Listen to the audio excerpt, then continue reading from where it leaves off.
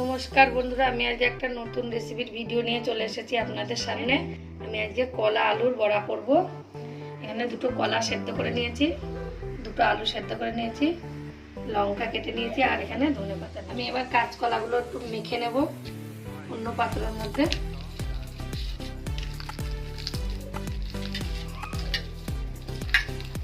এবার আলু দুটো দিয়েও মেখে নেব।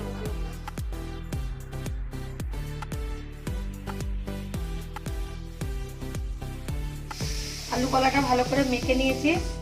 এবার হলুদ গুঁড়ো দিয়ে দেবো একটুখানি, কাঁচা লঙ্কাগুলো দিয়ে দেবো, ধনে পাতা দিয়ে দেবো, নুন দিয়ে দেবো, লঙ্কার গুঁড়ো দিয়ে দেবো একটুখানি, একটু ভাজা জিরের গুঁড়ো দিয়ে ভালো করে মেখে নেব সব উপকরণগুলো দিয়ে।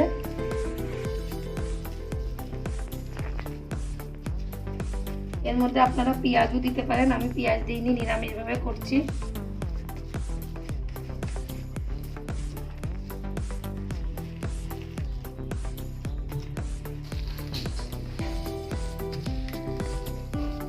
ভালো করে মেখে নিয়েছি, এবার বড়াগুলো ভেজে নেবো। কড়াই গরম হয়ে গেছে, এবার তেল দিয়ে নেবো।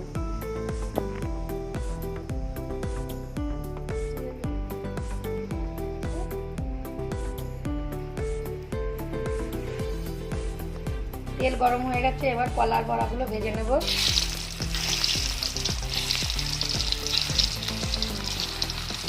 ভাজতে হবে।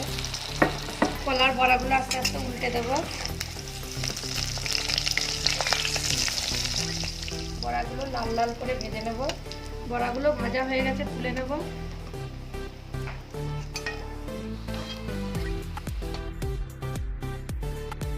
কাঁচকলা আলুর বড়াগুলো হয়ে গেছে, আমি অন্য পাত্রে নিয়ে নিয়েছি।